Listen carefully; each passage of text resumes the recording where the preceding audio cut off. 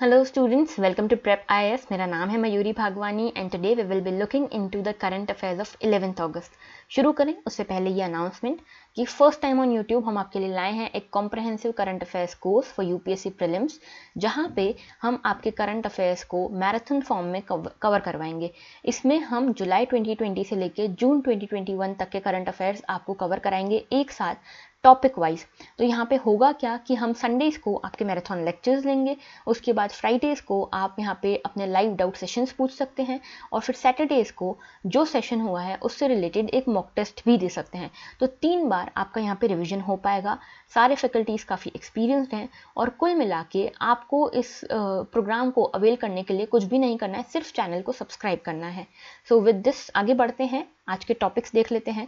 पहले GS1 में there is nothing for today. GS2 में गवर्नमेंट पॉलिसीज में से हमारे पास उज्ज्वला 2.0 है, इसको देखेंगे। देन ह्यूमन रिसोर्स डेवलपमेंट में ग्लोबल यूथ टोबैको सर्वे, तो ग्लोबल यूथ टोबैको सर्वे में क्या क्या स्टैटिस्टिक्स सामने आए हैं इसको देखेंगे और कुल मिला के ये टोबैको की क्या प्रॉब्लम है हमारी कंट्री में इसको समझेंगे। देन पॉलिटी में हमारे पास publishing criminal records of party members, तो सुप्रीम कोर्ट ने ये डायरेक्शन दिया है सभी पार्टीज को कि आप अपने मेंबर्स के क्रिमिनल रिकॉर्ड्स को सामने वेबसाइट पे पब्लिश कीजिए। Okay, then 127th constitutional amendment bill, this is very important. यहाँ पे ओबीसी से रिलेटेड बातें की गई है कि ओबीसी की लिस्ट कौन बनाएगा, इस पे सवाल किए गए हैं। ओके, आईआर में इंटरनेशनल रिलेशंस में Hong Kong Chinese anti sanction law, तो हांगकांग ने अडॉप्शन देने की बात की है चाइनीज एंटी सैंक्शन लॉ को। तो ये एंटी सैंक्शन लॉ क्या है, हांगकांग का बैकग्राउंड क्या है, इस सबको समझेंगे। देन चॉपी वाटर्स, तो देखो कल हमने समझा था कि एक मैरीटाइम फ्रेमवर्क आया था जिसको हमारे मोदी जी लाए थे on the platform of UNSC, तो उससे रिलेटेड ये एडिटोरियल है, इसको भी देखेंगे। एंड देन GS3 और GS4 में there is nothing for today. आगे बढ़ते हैं। Today's pinch of positivity, there is no giant step that does it, it is a lot of small steps. तो देखो धीरे धीरे करके ही आप अपने गोल तक पहुंचते हो, कोई एक बड़ा जंप आपको अपने गोल तक नहीं पहुंचाता, छोटे छोटे स्टेप्स आपको अपने गोल तक पहुंचाते हैं। जैसे कि अभी हम प्रीलिम्स की प्रिपरेशन कर रहे हैं, I give you MCQs and you are doing very well. कल I was very happy that all of you, लगभग 40 कॉमेंट्स आए थे उस वीडियो पे और सभी ने सही आंसर्स दिए दोनों क्वेश्चंस के। I was really very happy क्योंकि क्वेश्चन इतने ईजी नहीं थे, तुक्का वगैरह वाला काम नहीं था वहाँ पे। तो it was very good to see कि आप लोग सच में अच्छी प्रिपरेशन में लगे हुए हैं। सो इसी जील के साथ आगे बढ़ेंगे आज भी, ठीक है। पहला हमारा एडिटोरियल आर्टिकल जो है, मोदी लॉन्चेस उज्ज्वला 2.0 स्कीम। तो देखो आपको सभी को पता होगा उज्ज्वला स्कीम के बारे में। Ujjwala scheme is basically about the LPG connection, है ना। तो LPG कनेक्शन को लेकर ये उज्ज्वला स्कीम है। अब उज्ज्वला स्कीम क्या है, पहले मैं आपको ये बताती हूँ। इसकी उज्ज्वला 1.0 क्या थी, फिर बताऊंगी उज्ज्वला 2.0 क्या है। तो ये देखो न्यूज़ में इसीलिए क्योंकि मोदी जी ने कल ही उज्ज्वला 2.0 लॉन्च की है, ठीक है। तो पहले उज्ज्वला 1.0 देखते हैं। तो देखो उज्ज्वला 1.0, देखो सबसे पहले तो एम मैं आपको बता दूं, एम क्या है उज्ज्वला का कि हम जो भी पुअर क्लासेस हैं, पुअर लाइवलीहुड, पुअर जो हाउस होल्ड हैं, उनको हम LPG कनेक्शन देना चाहते हैं इस स्कीम के अंतर्गत, ठीक है। तो LPG कनेक्शन जो होगा ना, ये फ्री में देगी सरकार। इसके बाद जो स्टोव है या फिर जो भी LPG की जो सिलेंडर्स हैं वो आपको खुद से लेने होंगे, ठीक है। तो LPG कनेक्शन यहाँ पे फ्री है। तो सबसे पहली चीज़, implemented by Union Ministry of Petroleum and Natural Gas, तो पेट्रोलियम और नेचुरल गैस की मिनिस्ट्री यहाँ पे इसको इम्प्लीमेंट करती है। 2016 की स्कीम है ये, याद रखिएगा। और यहाँ पे डिपॉजिट फ्री LPG कनेक्शंस दिए जाएंगे। तो LPG कनेक्शंस फ्री में यहाँ दिए जाएंगे 5 करोड़ विमेन मेंबर्स को, BPL हाउस होल्ड्स की। अच्छा देखो यहाँ पे विमेन एम्पावरमेंट भी हो रहा है। कैसे, देखो कोई भी हाउस होल्ड को अगर आप LPG कनेक्शन दे रहे हो तो वो LPG कनेक्शन उस हाउस होल्ड की विमेन के नाम पे होगा, किसी भी जो एल्डेस्ट वुमेन है उसके नाम पे। तो यहाँ पे 5 करोड़ विमेन मेंबर्स को, BPL हाउस होल्ड्स की फ्री LPG कनेक्शंस करने का टारगेट सेट किया गया था।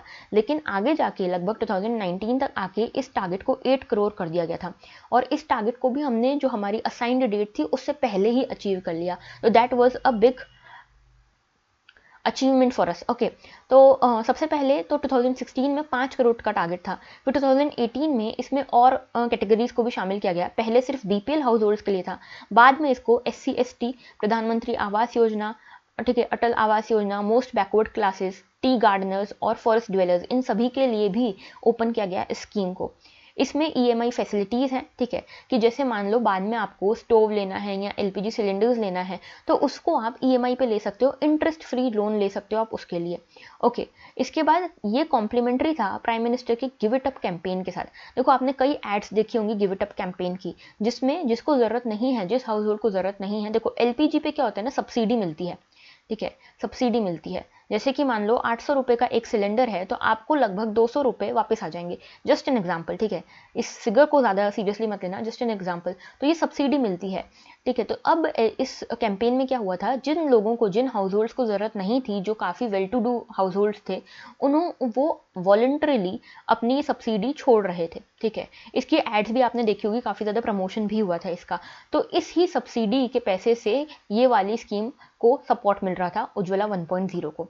ओके, अब उज्ज्वला 2.0 क्या है, तो देखो उज्ज्वला 2.0 जो है ये फाइनेंशियल ईयर 21-22 में अनाउंस हुई थी बजट में, और इसमें ये टारगेट रखा गया है कि 1 करोड़ LPG कनेक्शन हम और देंगे, ठीक है। तो ये 8 करोड़ तो ये हो गए, अब 1 करोड़ और LPG कनेक्शन हम देंगे, और इसमें उन लोगों को कवर किया जाएगा जो ऊपर कवर नहीं हो पाए थे, ठीक है, जो बेनिफिशरीज छूट गए थे पहले, उनको यहाँ कवर किया जाएगा। ओके, अब इसमें देखो वही डिपॉजिट फ्री LPG कनेक्शन होंगे to those low income families who could not be covered under earlier phase of Pradhanmantri Ujjwala योजना। तो जो पहले कवर नहीं हो पाए थे हाउस होल्ड, वो अब कवर होंगे। इसके अलावा इसमें देखो, इसमें एडिशनल फीचर क्या है कि फर्स्ट रीफिल जो है और हॉट प्लेट यानी कि स्टोव फ्री ऑफ कॉस्ट दिया जाएगा। तो देखो पुरानी स्कीम में क्या हो रहा था कि सिर्फ LPG कनेक्शन फ्री दिया जा रहा था, उसके बाद रीफिल और जो भी स्टोव है वो खुद आपको खर्चा उठाना था, चाहे तो आप EMI अवेल कर सकते थे। लेकिन अभी क्या हो रहा है कि यहाँ पे LPG कनेक्शन तो आपको फ्री दिया ही जाएगा, इसके अलावा आपको फर्स्ट रिफिल और स्टोव भी फ्री दिया जाएगा। ओके, इसके बाद यहाँ पे एनरोलमेंट प्रोसीजर बहुत इजी कर लिया गया है, पेपर वर्क को बहुत कम कर दिया गया है। एक सबसे बड़ा एडिशन यहाँ पे है माइग्रेंट्स के लिए। देखो अब एक हाउस होल्ड को यहाँ पे कैसे डिफाइन किया जाता था कि हाउस होल्ड का मतलब कि एक साथ रहते हो सारे लोग और सबका खाना एक किचन में बनता हो, इस तरह से उज्ज्वला 1.0 हाउस होल्ड को डिफाइन करती थी। लेकिन ऐसे केस में माइग्रेंट्स नहीं आ पाते थे, क्योंकि देखो माइग्रेंट्स जो हैं वो अर्बन एरियाज में जाते थे नौकरी ढूंढने के लिए, जॉब्स ढूंढने के लिए, तो उनके कुछ मेंबर्स तो गांव में रह गए और वो खुद अर्बन एरिया में चले गए, तो हाउस होल्ड बढ़ गया, इसके बाद किचन्स बढ़ गए, तो इनको अब ये बेनिफिशियरी नहीं बन पाते थे उज्ज्वला 1.0 के अंतर्गत। अब माइग्रेंट्स को भी यहाँ पे शामिल किया गया है उज्ज्वला 2.0 में, ठीक है। तो उज्ज्वला 2.0 में माइग्रेंट्स को सबमिट नहीं करना पड़ेगा अपना राशन कार्ड या एड्रेस प्रूफ। तो अगर माइग्रेंट्स हैं तो उनको एड्रेस प्रूफ और राशन कार्ड जमा करने की ज़रूरत नहीं है। फिर इसके बाद उनको सिर्फ एक सेल्फ डिक्लेरेशन देना है, सिर्फ फैमिली डिक्लेरेशन और प्रूफ ऑफ एड्रेस के फॉर्म में, ठीक है। तो सिर्फ एक सेल्फ जो डिक्लेरेशन है कि वो इन कैटेगरीज से बिलोंग करते हैं, BPL या forest dweller, most backward class, SC ST, तो भी वो काम चल जाएगा, ठीक है। तो this is a very good addition कि माइग्रेंट्स को यहाँ पे कवर करना ज़रूरी है, क्योंकि देखो कोविड के टाइम पे जो एक्सोडस हुआ था, सबसे बड़ी मार जो पड़ी थी वो माइग्रेंट्स को पड़ी थी। तो migrants are now a most vulnerable category, ठीक है, आज के टाइम पे। तो इसीलिए माइग्रेंट्स को यहाँ पे कवर करना बहुत ज़रूरी था। अब एक बार न्यूज़ देख लेते हैं। देखो तो यहाँ पे सब कुछ वही दिया हुआ है जो मैंने आपको बता दिया है। देखो प्राइम मिनिस्टर जी ने उज्ज्वला 2.0 यहाँ पे लॉन्च किया है, गैस कनेक्शंस देंगे, LPG कनेक्शंस देंगे, ठीक है। और यहाँ पे माइग्रेंट वर्कर्स को यहाँ शामिल किया गया है। माइग्रेंट वर्कर्स को अब अपने प्रूफ डॉक्यूमेंट्स देने की ज़रूरत नहीं है, ठीक है, अपना राशन कार्ड देने की ज़रूरत नहीं है। और जो देखो उज्ज्वला 2.1 की मैं बात करी थी, ये याद रखना कि ये बलिया डिस्ट्रिक्ट से स्टार्ट हुई थी, बलिया ऑफ UP, और बलिया से ही बिलोंग करते थे हमारे मंगल पांडे, ठीक है, जो फर्स्ट वॉर ऑफ इंडिपेंडेंस कहा जाता है 1857 का, जिसको ट्रिगर किया था मंगल पांडे ने, वो बलिया से बिलोंग करते हैं। तो यहीं से ये शुरुआत हुई थी इसकी उज्ज्वला 1.0 की, ठीक है, ये याद रखना है आपको।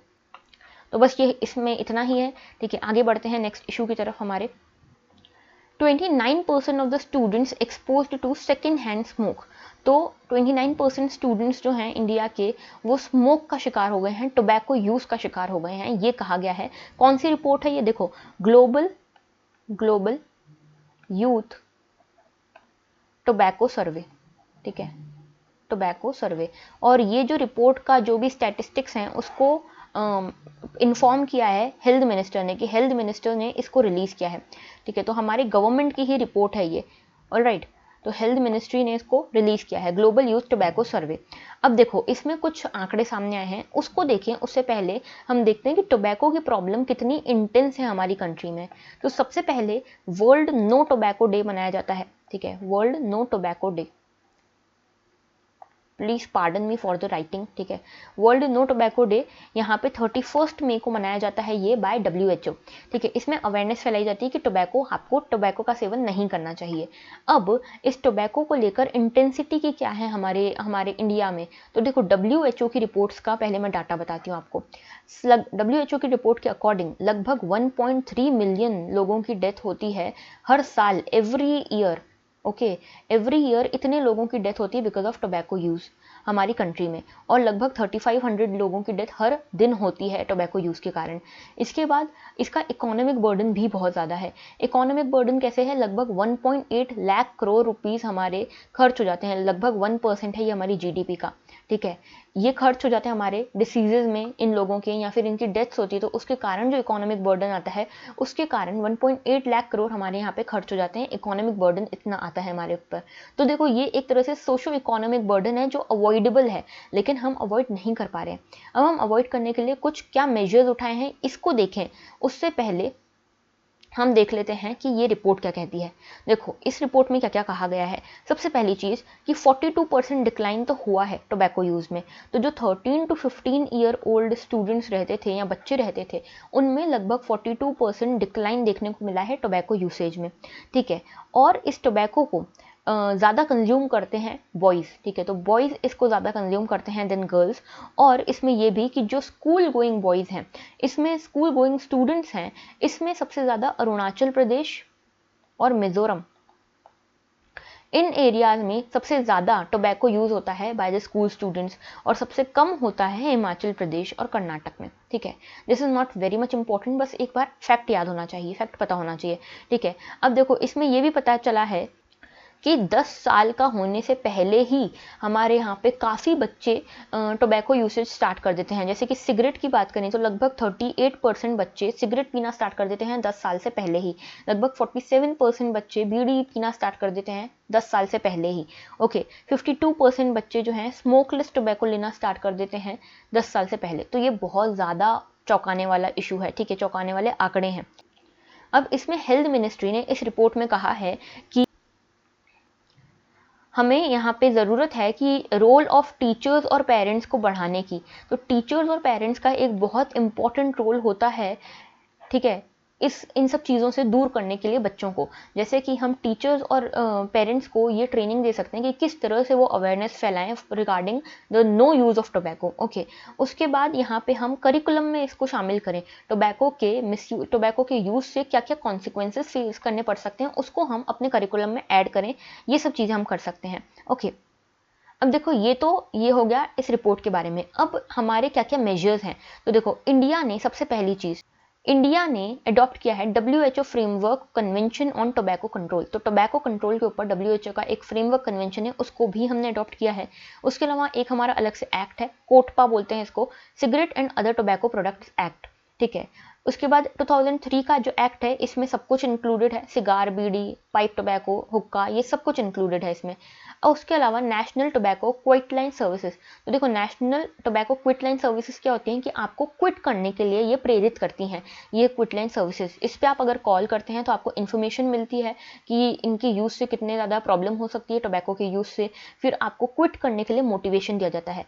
और इसी के अंतर्गत आता है एम सेसेशन प्रोग्राम। ये बहुत इंपॉर्टेंट है, देखो ये ना इंसान के डायरेक्टली एटीट्यूड पे वार करता है।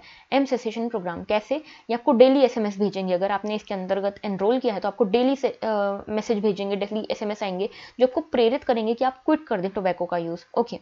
उसके अलावा नेशनल हेल्थ पॉलिसी 2017, इसमें भी हमने टारगेट सेट किया है कि 2025 तक हमको 30% तक का टोबैको यूसेज कम करना है। तो देखो हम कोशिशें तो बहुत कर रहे हैं टोबैको यूसेज को कम करने की। अब इसमें एक बिहेवियरल चेंज लाने की ज़रूरत है जो टीचर्स और पेरेंट्स ही ला सकते हैं। तो इस रिपोर्ट में इनकी इंपॉर्टेंस को और ज़्यादा बताया गया है। तो ये टोबैको यूसेज एक इंपॉर्टेंट टॉपिक है। अच्छा देखो इसको हमने एक तो ह्यूमन रिसोर्स डेवलपमेंट में रखा है, इसको हम सिक्योरिटी वाले में भी रख सकते हैं क्योंकि वहाँ पे ऑर्गेनाइज्ड क्राइम के अंतर्गत ये आता है, ड्रग अब्यूज़, ओके। तो ये उसका भी एक पार्ट हो सकता है, ओके। आगे बढ़ते हैं। नेक्स्ट इशू है हमारा, parties get 48 hours to publish candidates criminal records. तो कैंडिडेट्स के क्रिमिनल रिकॉर्ड्स को पब्लिश करने के लिए सुप्रीम कोर्ट ने सिर्फ 48 आवर्स दिए हैं पॉलिटिकल पार्टीज को। तो देखो सुप्रीम कोर्ट ने ये कहा है कि सभी पॉलिटिकल पार्टीज अपने अपने पार्टी मेंबर्स के क्रिमिनल रिकॉर्ड्स जो भी एंटीसीडेंट्स हैं उसको आप पब्लिश कीजिए अपने वेबसाइट पे, अपने होम पेज पे पार्टी के, ठीक है। तो ये चीज़ कही गई है। इसके रिगार्डिंग 1 फरवरी में भी जजमेंट आया था कि आप लोग अपने क्रिमिनल एंटीसीडेंट्स यहाँ पे पब्लिश कीजिए, अपने सोशल मीडिया अकाउंट्स पे भी डालिए, जो भी फेसबुक, ट्विटर आप जो भी यूज़ करते हैं उस पर आपके क्रिमिनल रिकॉर्ड्स की जानकारी होनी चाहिए, ठीक है। लेकिन इसके बाद जो पॉलिटिकल पार्टीज थी उन्होंने इनएडिक्वेट जानकारी दी या फिर किसी ने जानकारी ही नहीं दी, तो उसके बाद अब सुप्रीम कोर्ट ने सिर्फ 48 आवर्स का समय दिया है पॉलिटिकल पार्टीज को। और ये कहा है पॉलिटिकल पार्टीज के लिए, इलेक्शन कमीशन को ये कहा है कि आपकी जिम्मेदारी बनती है कि आप एक अलग से एक ऐप बनाएं, कोई पोर्टल बनाएं जिसपे सभी जो भी लोग हैं जो इलेक्शन लड़ रहे हैं, जो एमपीज एमएलएज हैं, इन सभी के क्रिमिनल एंटीसीडेंट्स वहाँ पे दिखें, जो भी क्रिमिनल पास्ट है वो दिख सके, जो भी सिटीजन हैं उनको। दूसरी चीज़ इन्होंने कही है कि आप एक अलग से यहाँ पे सेल बनाइए, ठीक है। इलेक्शन कमीशन को कहा है कि आप एक अलग से सेल बनाइए जो कि काम करेगा कि जो पॉलिटिकल पार्टीज हैं, सुप्रीम कोर्ट ने अगर किसी को आदेश दिया किसी पॉलिटिकल पार्टी को तो वो पूरा हो रहा है या नहीं, ये इलेक्शन कमीशन एक सेल बना के देखे, ये सब चीज़ हो रही है।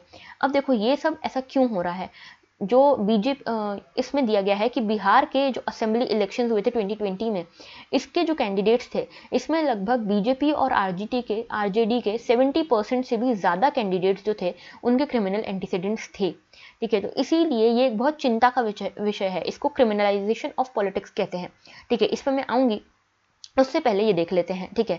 अब यहाँ पे क्यों ऐसा कहा है, ऐसा इसलिए कहा है सुप्रीम कोर्ट ने कि जो सिटीजन आपको वोट दे रहे हैं उनके पास राइट टू इन्फॉर्मेशन तो हो, उनको पता तो हो इन्फॉर्म डिसीजन लेने के लिए कि आपके कुछ क्रिमिनल एंटीसीडेंट्स तो नहीं है। आप उनसे अगर छुपा के ये कर रहे हो तो आप वोटर्स के इन्फॉर्म डिसीजन के राइट को छीन रहे हो, ये सब कहा है सुप्रीम कोर्ट ने। ओके, अब बात कर लेते हैं क्रिमिनलाइजेशन ऑफ पॉलिटिक्स की, ठीक है। Criminalisation of politics. अब ये क्रिमिनलाइजेशन ऑफ पॉलिटिक्स क्या होता है, देखो इसका मतलब होता है जब क्रिमिनल्स यानी कि उन लोगों की एंट्री होने लगी पॉलिटिक्स में जो क्रिमिनल्स हैं, जिनका क्रिमिनल रिकॉर्ड है, क्रिमिनल एंटीसीडेंट्स हैं, जो किसी क्रिमिनल प्रोसीडिंग में कन्विक्ट हुए हैं, ये सब होते हैं क्रिमिनल्स, ठीक है। तो क्रिमिनलाइजेशन हो रहा है पॉलिटिक्स का, मतलब इनकी जो क्रिमिनल्स हैं इनकी एंट्री हो रही है पॉलिटिक्स में, और ये बहुत ज़्यादा अमाउंट में हो रही है। हमने देखा यहाँ पे 70% से ज़्यादा कैंडिडेट्स जो थे ये इस इलेक्शन में ये क्रिमिनल्स थे, ठीक है, इनके क्रिमिनल एंटीसीडेंट्स थे। अब यहाँ पे इसको देखा जाता है as a reflection of nexus between politicians and criminals. तो पॉलिटिशियंस और क्रिमिनल्स के बीच का एक नेक्सस दिखाता है ये, ठीक है। ये क्रिमिनलाइजेशन ऑफ पॉलिटिक्स ये है, ओके। अब देखो यहाँ पे इसमें क्या कहा गया है इसके बारे में ये बात कर देते हैं कि तो क्या डिस्क्वालीफाई किया जा सकता है किसी पर्सन को अगर उसके क्रिमिनल एंटीसीडेंट्स हैं, तो इसका आंसर आपको यहाँ मिलेगा। रिप्रेजेंटेशन ऑफ पीपल्स एक्ट 1951 जो है ये मेंशन करता है कि क्या क्या ऐसे क्राइटेरियाज हैं जिससे किसी पर्सन को इलेक्शन लड़ने से डिस्क्वालीफाई किया जा सकता है। तो ये एक्ट के बारे में याद रखना कि कौन कहाँ पे ये क्राइटेरिया दिया है डिस्क्वालिफिकेशन का, आरपीए एक्ट 1951 में। इसका सेक्शन 8 ये कहता है कि अगर कोई इंडिविजुअल को 2 साल से ज़्यादा जेल टर्म पनिश किया गया है तो वो 6 साल तक 6 ईयर्स तक यहाँ पे कोई भी इलेक्शन नहीं लड़ सकता, कोई भी इलेक्शन में खड़ा नहीं हो सकता। और this law does not bar individuals who have criminal cases pending against them. तो अगर कोई पर्सन के अगेंस्ट क्रिमिनल केस पेंडिंग है तो उसका कोई डिस्क्वालिफिकेशन नहीं होगा, लेकिन अगर कोई पर्सन कन्विक्ट हो चुका है तो सेक्शन 8 के अंतर्गत 2 साल से ज़्यादा अगर उसको सज़ा मिली है तो 6 साल तक के लिए वो कोई भी इलेक्शन नहीं लड़ सकता। ये प्रोविजन है आरपीए 1951 में। देखो बहुत इंपॉर्टेंट प्रोविजन है, याद रखना, सीधा क्वेश्चन आ सकता है मेंस में भी प्रीलिम्स में भी, ओके। अब इसके आगे भी बात कर लेते हैं, थोड़ी सी इसके और ज़्यादा डिटेल में बात कर लेते हैं कि क्या क्या रीजंस हो सकते हैं और क्या इम्पैक्ट पड़ सकता है इस क्रिमिनलाइजेशन का। तो रीजंस क्या क्या हो सकते हैं, देखो एक तो पॉलिटिकल विल की कमी, जो पॉलिटिकल पार्टीज़ हैं वो खुद ही इन लोगों को एंट्री देती हैं क्योंकि उनको स्पॉन्सर्स मिल जाते हैं, ठीक है, उनको मसल पावर और मनी पावर मिल जाता है। देखो यहाँ पे भी दिखाया मैंने, मसल एंड मनी पावर भी यहाँ पे मिल जाता है इनको, ठीक है, जिसके कारण वोटर्स इनको ज़्यादा वोट करते हैं। फिर एनफोर्समेंट की कमी है, भले ही जजमेंट्स आ गई, इलेक्शन कमीशन ने कई बार कह दिया, लेकिन एनफोर्समेंट होता ही नहीं है, इम्प्लीमेंटेशन ही नहीं होता है इन जजमेंट्स का, ठीक है। तभी तो सुप्रीम कोर्ट ने कहा कि इलेक्शन कमीशन ने एक अलग से सेल बनाया कि ये जजमेंट्स इंप्लीमेंट हो रहे हैं या नहीं ये देखने के लिए, ठीक है। फिर नैरो सेल्फ इंटरेस्ट, तो अपने फायदे के लिए कई पॉलिटिकल पार्टीज अपने पॉलिटिकल मेंबर्स के क्रिमिनल एंटीसीडेंट्स को छुपाती हैं। Publishing of entire criminal history of candidates fielded by political parties may not be very effective as major chunk of the voters tend to vote through narrow prism of community interest. तो देखो एक ये भी issue है कि अगर आप अपना पॉलिटिकल मेंबर्स के, जो पॉलिटिकल पार्टी के मेंबर्स हैं, उनके क्रिमिनल एंटीसीडेंट्स लिख भी देते हैं तो भी लोगों को ज़्यादा फर्क नहीं पड़ेगा, क्योंकि लोग अभी भी कम्युनिटी इंटरेस्ट में फंसे हुए हैं, अभी भी कास्ट रिलीजन के बेसिस पे लोग वोट करते हैं, तो उनको ज़्यादा फर्क भी नहीं पड़ेगा अगर आप ये एंटीसीडेंट्स छाप देंगे तो भी। ठीक है, इफेक्ट्स की बात करें तो देखो, एक तो ये principle of free and fair elections के अगेंस्ट है। लोगों को पता ही नहीं है, उनका इन्फॉर्म्ड डिसीजन लेने का राइट ही उनसे छिन रहा है, क्योंकि आप ये उनको बता ही नहीं रहे कि हमारे कुछ क्रिमिनल एंटीसीडेंट्स भी हैं, तो फेयर इलेक्शन नहीं हो पाए, फ्री इलेक्शन नहीं हो पाए, क्योंकि आपने muscle and money power use किया, ज़बरदस्ती आपने वोटर्स से अपने लिए वोट्स डलवाए हैं based on muscle and money power. ठीक है, उसके बाद गुड गवर्नेंस को अफेक्ट करता है, क्योंकि देखो जो लॉ ब्रेकर्स हैं वो लॉ मेकर्स कैसे बनेंगे, लॉ ब्रेकर्स कैसे लॉ मेकर्स बन पाएंगे, आप ही सोचिए। ठीक है, उसके बाद यहाँ पे डेमोक्रेटिक प्रोसेस अफेक्ट हो जाएगी, इसकी एफिकेसी अफेक्ट होगी, ये लोग सिर्फ अपने फायदे के लिए काम करेंगे। ठीक है, और ये लॉ को भी तोड़ मरोड़ के यूज करेंगे। फिर उसके बाद इंटीग्रिटी जो है पब्लिक सर्वेंट्स की वो भी अफेक्ट हो जाएगी। This leads to circulation of black money.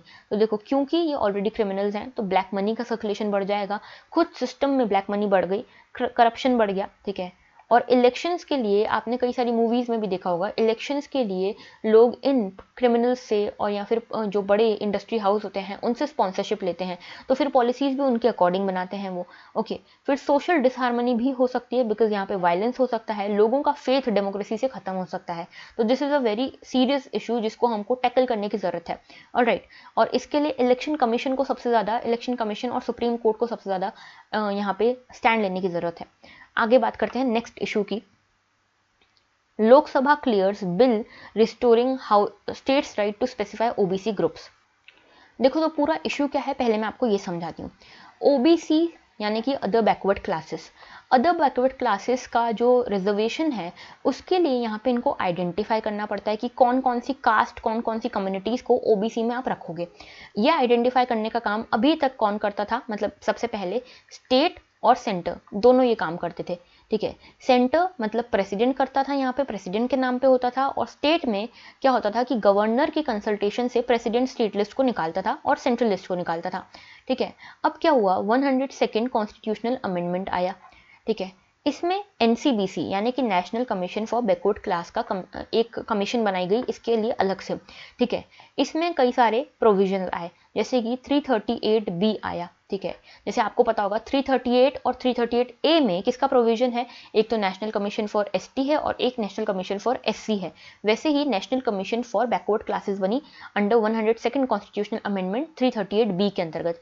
इसमें आर्टिकल नंबर 342 में भी चेंजेस लाए गए। ठीक है, और इसके बाद सुप्रीम कोर्ट ने ये कहा कि हम इस 102nd कॉन्स्टिट्यूशनल अमेंडमेंट को अपहोल्ड करते हैं, लेकिन हम यहाँ पे स्टेट लिस्ट का जो प्रोविजन है इसको खत्म करते हैं। तो अब स्टेट्स जो हैं वो यहाँ पे अलग से स्टेट लिस्ट नहीं निकालेंगे, सिर्फ प्रेसिडेंट ही अपनी एक स्टेट जो लिस्ट है वो निकालेंगे यूनियन की, जिसमें ओबीसी कौन कौन सी है ये मेंशन किया जाएगा। तो ये जो चीज़ थी ये फेडरलिज्म के अगेंस्ट जा रही थी। यहाँ पे स्टेट से सीधे पावर्स छीन ली गई कि आप भी एक स्टेट लिस्ट बना सकते हैं ओबीसीज के लिए, और अगर इसको हम इम्प्लीमेंट कर देते हैं सुप्रीम कोर्ट के डिसीजन को, तो यहाँ पे लगभग 600 से ज़्यादा ओबीसी कैटेगरीज जो हैं वो बाहर हो जाएंगे रिजर्वेशन से।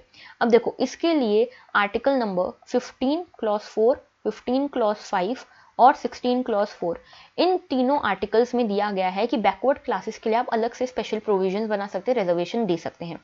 अब क्या हुआ है, इसी सुप्रीम कोर्ट जजमेंट को ठीक करने के लिए लोकसभा एक बिल लाना चाह रही है, 127th कॉन्स्टिट्यूशनल अमेंडमेंट बिल। ठीक है, तो ये 127th कॉन्स्टिट्यूशनल अमेंडमेंट बिल है। ठीक है, इसमें लोकसभा क्या चाह रही है कि स्टेट्स के जो राइट्स हैं ओबीसी ग्रुप्स को स्पेसिफाई करने के, वो वापस दिए जाएं स्टेट्स को। ठीक है, अब इसमें क्या हो रहा है कि 127 कॉन्स्टिट्यूशनल अमेंडमेंट बिल फिर से 338B, 342 इन सब में अमेंडमेंट करना चाहती है, और ये चाहता है 127 कॉन्स्टिट्यूशनल अमेंडमेंट बिल जो है वो ये चाहता है करना कि अभी तक क्या होता था कि प्रेसिडेंट गवर्नर के कंसल्टेशन से स्टेट लिस्ट जारी करते थे। अब प्रेसिडेंट के एम्बिट से बिल्कुल बाहर कर दिया गया है स्टेट लिस्ट को इस बिल में, ठीक है, अभी बिल पास नहीं हुई है, तो बिल में ये प्रोविजन है कि स्टेट लिस्ट जो है ओबीसीज की, ये प्रेसिडेंट के एम्बिट से बिल्कुल बाहर होगी, सिर्फ गवर्नर और स्टेट गवर्नमेंट मिलके स्टेट लिस्ट निकालेंगे, ठीक है। तो ये पूरा इसमें ये चीज़ कही गई है। तो देखो, this bill seeks to restore the power of states to identify OBCs that are socially and educationally backward after a Supreme Court judgment on May 2021। तो यहाँ पे मई 2021 में जो सुप्रीम कोर्ट की जजमेंट आई थी उसमें सिर्फ सेंटर को एम्पावर किया गया था कि आप ही ओबीसी की लिस्ट निकाल सकते हैं, लेकिन इसमें कहा गया है कि इस बिल में कि नहीं, सेंटर की अपनी लिस्ट होगी लेकिन स्टेट्स अपनी अलग लिस्ट निकालेंगे, that would be out of president's ambit. Okay, second चीज़ यहाँ पे कही गई है कि जो अमेंडमेंट है ये नेसेसरी है, ये नेसेसरी है क्योंकि देखो अभी तक प्रेसिडेंट गवर्नर के कंसल्टेशन में खुद निकालते थे, लेकिन अब स्टेट्स को अलग पावर दी गई है, तो फेडरलिज्म के लिए बहुत ज़्यादा ज़रूरी है ये।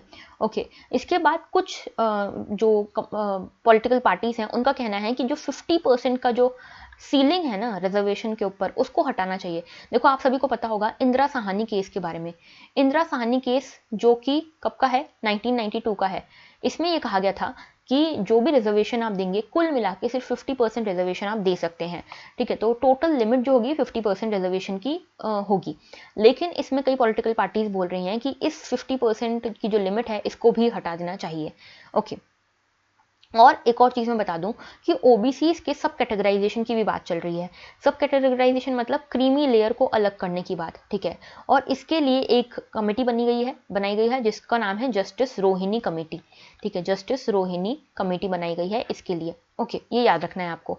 इसके अलावा एक चीज़ और बता दो कि constitutional amendment bills, constitutional amendment bill की बात हो रही है तो पॉलिटिकल पर्सपेक्टिव से पढ़ लेते हैं। आपको अगर कॉन्स्टिट्यूशन में अमेंडमेंट करना है तो आपको एक बिल लानी पड़ेगी उसके लिए, जो बिल पास होनी चाहिए अलग अलग मेजोरिटी से। जैसे कुछ बिल के लिए प्रोविजन है सिंपल मेजोरिटी का, कुछ बिल के लिए है स्पेशल मेजोरिटी। अब ये स्पेशल मेजोरिटी क्या होती है? स्पेशल मेजोरिटी का मतलब है कि टोटल मेंबरशिप जितनी है हाउस की उसकी मेजोरिटी, ठीक है। मतलब 50% of the total membership plus जितने वोटिंग एंड प्रेजेंट मेंबर्स हैं उसका 2/3। तो 50% of the total membership plus 2/3 of the present and voting, इसको कहते हैं स्पेशल मेजोरिटी। और एक तीसरी तरह की मेजोरिटी भी है जिसमें स्टेट्स की मेजोरिटी भी चाहिए, ठीक है। मतलब एक ये मेजोरिटी तो चाहिए इसी हाउसेज में, इसके अलावा स्टेट्स की मेजोरिटी भी चाहिए कि आधे से ज़्यादा स्टेट्स उसके फेवर में अगर सपोर्ट करते हैं, उसके फेवर में अगर वोट करते हैं तो फिर वो बिल पास होगी, ठीक है। तो इस तरह से 3 तरह के कॉन्स्टिट्यूशनल अमेंडमेंट्स हो सकते हैं। आगे बढ़ते हैं नेक्स्ट इशू की तरफ। देखो, Hong Kong set to adopt China's anti sanction law. तो सबसे पहले हांगकांग की लोकेशन देखते हैं। देखो, ये है चाइना, ठीक है। और चाइना के कॉर्नर में जो साउथ ईस्ट कॉर्नर है यहाँ पे दिखता है हमको हांगकांग। ये देखो, यहाँ पे आपको हांगकांग दिखेगा। ओके, तो ये हांगकांग की बात चल रही है। अब हांगकांग का थोड़ा सा मैं पास्ट बता देती हूँ, फिर हम न्यूज़ पे आएंगे। देखो, हांगकांग जो है ये एक कॉलोनी रहा है ब्रिटिश की, ठीक है। तो कॉलोनी ऑफ ब्रिटिश रहा है ये, ठीक है, टिल 1997। आपने वर्ल्ड हिस्ट्री में ओपियम वॉर्स के बारे में पढ़ा होगा। तो ओपियम वॉर्स के दौरान जब 1840s में ओपियम वॉर हुई थी, तो ओपियम वॉर्स के दौरान ब्रिटेन ने हांगकांग को जीत लिया था। तो उसके बाद एक हुई यहाँ पे साइनो ब्रिटिश ट्रीटी हुई थी। ये 1985 की ट्रीटी है। इसमें ये कहा गया था कि जो हांगकांग की सॉवरेनिटी है उसकी बात की गई थी। और इसमें ये कहा गया था कि 1997 से 50 साल तक, 50 ईयर्स तक चाइना की सॉवरेनिटी रहेगी हांगकांग के ऊपर। और ये जो चाइना का जो ये पार्ट है हांगकांग, देखो ये एक स्पेशल केस है। इसको कहते हैं 1 कंट्री 2 सिस्टम्स। तो अगर आपसे प्रीलिम्स में पूछें कि 1 country 2 system is related to which countries, तो यहाँ पे आपको पता होना चाहिए चाइना एंड हांगकांग सिटी से रिलेटेड है 1 कंट्री 2 सिस्टम्स, ठीक है। तो 1997 से 50 साल तक के लिए चाइना की सॉवरेनिटी हो गई है हांगकांग के ऊपर इस ट्रीटी के अंतर्गत, साइनो ब्रिटिश ट्रीटी के अंतर्गत, ठीक है। अब इसमें क्या है, जो चाइना के सारे जो नॉर्मल लॉज है ना वो इस पे लग सकेंगे हांगकांग के ऊपर, लेकिन इसमें हांगकांग को कुछ प्रिविलेजेस दिए गए हैं ब्रिटेन के द्वारा। क्या प्रिविलेजेस देके गई है ब्रिटेन इसको? इसमें यह कहा गया है कि जितने भी जुडिशरी या एग्जीक्यूटिव या लेजिस्लेटिव ये सारे फंक्शंस आपके खुद के रहेंगे। यहाँ पे एक बेसिक लॉ बना के गई है, ठीक है। बेसिक लॉ क्या है यहाँ पे हांगकांग का? ये एक मिनी कॉन्स्टिट्यूशन की तरह है। ये बेसिक लॉ बोलता है कि जुडिशियल, एग्जीक्यूटिव और लेजिस्लेटिव फंक्शंस हांगकांग के इंडिपेंडेंट रहेंगे चाइना से, लेकिन फॉरेन जो अफेयर्स हैं और डिफेंस के अफेयर्स जो हैं ये चाइना के कंट्रोल में रहेंगे हांगकांग के। ठीक है, तो ये इसकी ब्रीफ हिस्ट्री थी। अब इसको लेकर कई सारे प्रोटेस्ट भी होते हैं कि हमको चाइना की सॉवरेनिटी में नहीं रहना है, हमको अलग रहना है। ठीक है, तो ये हांगकांग में कई बार प्रोटेस्ट होते रहते हैं। लास्ट ईयर तो बहुत ज़्यादा प्रोटेस्ट हुए थे हांगकांग में। अब हांगकांग की जो लीडर हैं ये कैरी लैम, इन्होंने कहा है कि हम चाइना के एंटी सैंक्शंस लॉ को अडॉप्ट करेंगे। देखो ये जो है ना, ये थोड़ा सा चाइनीज़ फेवर में है, चाइना ने ही इनको अपॉइंट किया था, तो चाइनीज़ फेवर में रहती हैं ये लीडर जो है इनकी। अब इसमें क्या कहा है, एंटी सैंक्शंस लॉ क्या है? एंटी सैंक्शंस लॉ मतलब क्या है कि देखो बीच में हांगकांग के ऊपर एक्सट्राडिशन को लेकर कई सारे लॉज लगाए थे चाइना ने।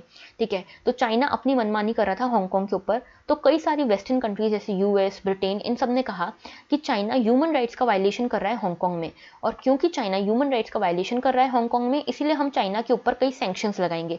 सैंक्शंस के तौर पे यूएस ने क्या किया, कई सारी कंपनीज को बैन कर दिया यूएस से, चाइनीज कंपनीज को। ठीक है, तो इस तरह से कई सारे वेस्टर्न कंट्रीज ने इनके ऊपर सैंक्शंस लगाए। तो चाइना ने अपने डिफेंस में, अपने रिटेलिएशन में क्या किया, एंटी सैंक्शन लॉ पास किया। इसमें यह कहा कि जो भी कंट्री हमारे अगेंस्ट सैंक्शंस लगाएगी उसको भी हम फिर उतना ही परेशान करेंगे, मतलब बेसिकली कि उसके सिटीजन्स को हम यहाँ पे वीज़ा नहीं देंगे, उनको जो डिपोर्टेशन है उसका यहाँ पे हम एक्स्ट्राडिशन नहीं करेंगे, डिपोर्टेशन हम उसका नहीं करेंगे। अगर आपका कोई सिटीजन हमारे यहाँ फंस जाता है या हमारे यहाँ कोई क्राइम किया है तो हम उसका डिपोर्टेशन नहीं करेंगे। ये सारे इश्यूज यहाँ पे इन्होंने कहे कि हम इस तरह से एंटी सैंक्शन लॉ लगाएंगे। तो अब हांगकांग की जो लीडर हैं इन्होंने कहा कि हम इन एंटी सैंक्शन लॉ को अडॉप्ट करेंगे, चाइना की इन एंटी सैंक्शन लॉ को अडॉप्ट करेंगे। बाकी पूरी दुनिया बोल रही है कि हम नहीं अडॉप्ट करेंगे, लेकिन हांगकांग के लीडर बोल रहे हैं कि हम अडॉप्ट करेंगे। ओके, तो इस एंटी सैंक्शंस लॉ के अंतर्गत क्या हो सकता है कि फॉरेन कंपनीज को यहाँ पे सू किया जा सकता है चाइनीज कोर्ट्स में, और बेसिकली बस पूरा बदला लेने का काम है यहाँ पे। ठीक है, तो ये मैंने आपको इशू समझा दिया बहुत ही इजी लैंग्वेज में। अगर आपको इसमें कोई डाउट हो तो आप कमेंट सेक्शन में मुझसे पूछ सकते हैं।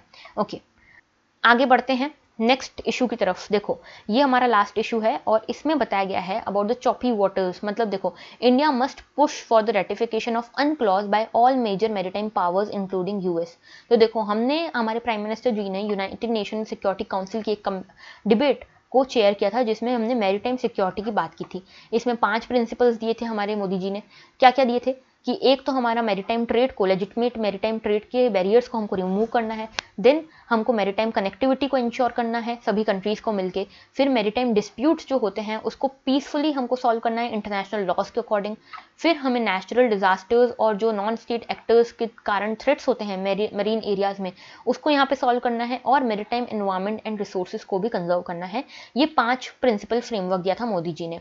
ठीक है, इसके अलावा अनक्लॉज की बात की गई थी, हमने कल भी की थी अनक्लॉज की बात, कि ये एक फ्रेमवर्क है जो मैरीन जोन्स को डिफाइन करता है। ओके, तो इस पूरे एडिटोरियल में इन्हीं 5 फ्रेमवर्क्स के बारे में बताया गया है, पहली चीज़।